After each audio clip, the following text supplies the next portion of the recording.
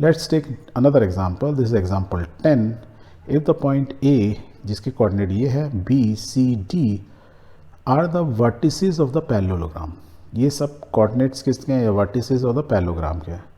Taken in an order means, in an order means एक के बाद एक है, ऐसा नहीं पहला ये दूसरा ये तीसरा ये चौथा ये, ऐसा नहीं है, सीक्वेंस में, that means in order. Find the value of P. P कहाँ दिया हुआ है, देखो इस कोऑर्डिनेट में ये पी दे दिया है, इसकी वैल्यू नहीं दी हुई है, हमको पी पता लगाना है. तो वैसे क्वेश्चन बहुत सिंपल है, तो स्केच बना लेते हैं. तो वी विल राइट कि ए बी सी डी एक सीक्वेंस में है, एक ऑर्डर में है. तो ये हमारा पैरेललोग्राम है. पैरेललोग्राम में क्या होता है, दोनों अपोजिट साइड्स एक दूसरे के पैरेलल होती हैं और उनकी जो लेंथ होती है वो इक्वल होती है. पहला, ओके, वेरी गुड. दूसरा, तो हम ऐसे भी लिखते हैं, तो पैरेलल बोलते हैं, ये तो बोलूँ या हम लोग ये लाइन इसके पैरेलल है और ये लाइन इसके पैरेलल है, ये बोल सकते हैं. या इसकी लेंथ इसके बराबर है, इसकी लेंथ इसके बराबर है, ये भी बोल सकते हैं. और यदि मैं इनकी डायगोनल ड्रॉ करूँ, ठीक है, तो एक चीज़ और मालूम चलती है, दो डायगोनल्स को जब आप जोड़ते हो, डायगोनल्स क्या होता है, ऑपोजिट वर्टिसेस को या कॉर्नर्स को जोड़ने पर जो लाइन बनती है दैट इज़ कॉल्ड डायगोनल. यदि ये डायगोनल्स को यदि ऐसे करते हैं, तो एक चीज़ और चीज़ है पैरेललोग्राम में कि दोनों डायगोनल जिस पॉइंट पे इंटरसेक्ट करती हैं, इस पॉइंट पे यदि इसके कोऑर्डिनेट हैं, suppose P coordinate point P पे इंटरसेक्ट करती है, इसके कोऑर्डिनेट्स एक्स एंड वाई हैं, तो आप क्या देखोगे, इस लाइन को भी ये पॉइंट सेंटर में आएगा, मतलब इस डायगोनल को ये 1:1 रेशियो में डिवाइड कर रहा होगा, बराबर होंगी ये दोनों साइड. और एग्जैक्टली ये पॉइंट जो है इस साइड की डायगोनल को भी बराबर रेशियो में डिवाइड कर रहा होगा. दैट मीन्स ये इसके बराबर होगी और ये डायगोनल इसके बराबर होगी.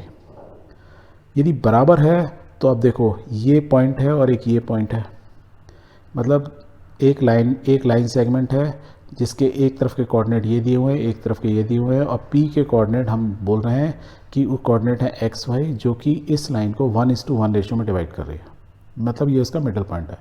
एग्जैक्टली यहाँ देखो ए और सी को जो लाइन ज्वाइन कर रही है, ये पॉइंट पी इस लाइन को भी बिल्कुल उसका सेंटर पॉइंट है, 1:1 रेशियो में सेंटर पॉइंट है. दैट मीन्स इसका सेंटर पॉइंट और इसका सेंटर पॉइंट एक ही है. और यदि ये एक ही है, सो लेट्स, इससे हमें एक सिचुएशन मालूम चल गई. सो सिचुएशन क्या मालूम चली, ये तो रेशियो तो मालूम ही है, सिचुएशन को उसको हम यूज़ करेंगे. तो रेशियो बोलो या इनकी m1 m2 की बोलो, कुछ भी बोलो, इट्स इक्वल और इक्वल पार्ट में है. जब इक्वल पार्ट में डिवाइड होती हैं that means a mid point. ये जस्ट मैं आपको रिमाइंड करा रहा हूँ यार, यदि ये मिड पॉइंट है तो आपको पी पॉइंट इजीली पता लग सकता है. तो ये रेशियो है m1 प्लस m2 2 हो जाएगा, ऊपर 1 है तो x1 प्लस x2. तो पी के कोऑर्डिनेट हम ये बोल सकते हैं x1 plus x2 divide by 2, y1 plus y2 divide by 2. अब एक केस में x1 y1 ये ले लूँ, x2 y2 ये ले लूँ, तो पी के कोऑर्डिनेट मिल गए. एक इस साइड से मेरे को इस पी के कोऑर्डिनेट मिल गए, दोनों को मैं कहूँ दोनों बराबर है. So let's find out. So we know that diagonally of the parallelogram bisect each other. Bisect means equal part में डिवाइड करते हैं. Okay, so the coordinates of the mid point of A C is equal to coordinate of mid point of B D. यही मैं समझा रहा था.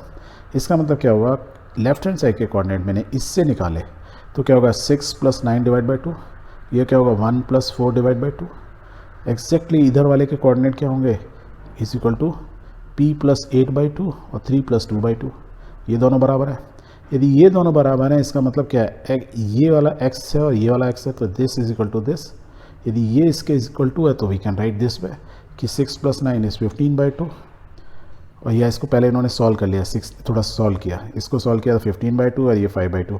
Right वाले को सॉल्व करो, p + 8/2 और ये 5/2. देखो ये 5/2 बराबर है और ये x के बराबर होगा, तो x के बराबर I can write 15/2 is equal to p + 8/2. 2 और 2 कट गया, सो p की वैल्यू क्या होगी 7. दैट मीन्स हमको p के पॉइंट की वैल्यू पता लगानी थी. So we have solve the problem. इस क्वेश्चन में एक चीज़ आपको ध्यान रखनी है, जब भी हम कोऑर्डिनेट्स की बात कर रहे हैं, सो डी पॉइंट के जो कोऑर्डिनेट हैं p and 3, p means x coordinate F C का और ये उसका ऑर्डिनेट, राइट. तो सेम वे में p इसका एफ सी का और ये उसका ऑर्डिनेट, तो x को एफ सी का एफ सी से मैच करा रहे हैं. दैट मीन जब हम यहाँ बोल रहे हैं x is equal to this, ये x इज इसके बराबर, इसका मतलब एफ सी का इसका एफ सी का बराबर होगा, इसका ऑर्डिनेट बराबर होगा. और ये ट्रू भी हुआ, देखो ये ऑर्डिनेट सही निकला, तो एफ सी का और एफ सी का बराबर होने चाहिए, वही हमने यहाँ किया. क्लियर है.